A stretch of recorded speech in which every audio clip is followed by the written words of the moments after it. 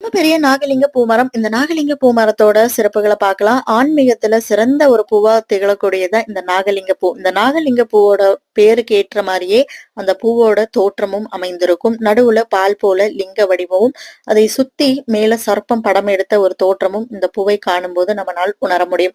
அதனாலேயே ஆன்மீகத்துல நாகலிங்க பூ என்று இந்த பூவை அழைக்கப்படுகிறார்கள்.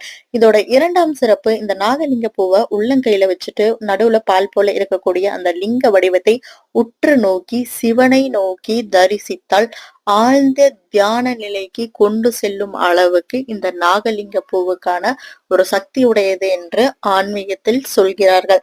இந்த நாகலிங்க பூ மரம் இருக்கும் இடம் எல்லாமே வந்துட்டு தெய்வ கடாசமும் தெய்வ வாசமும் தான் இருக்கும் என்று ஆன்மீகத்தில் சொல்கிறார்கள். எந்த ஒரு கெட்ட சக்தியுமே இந்த நாகலிங்க பூ மரம் இருக்கும் இடத்தில் இருக்காது. இந்த மாதிரி மோர் வீடியோஸ்க்கு நம்மளோட சேனல் சப்ஸ்கிரைப் பண்ணிக்கங்க. தேங்க்ஸ் ஃபார் வாட்சிங்.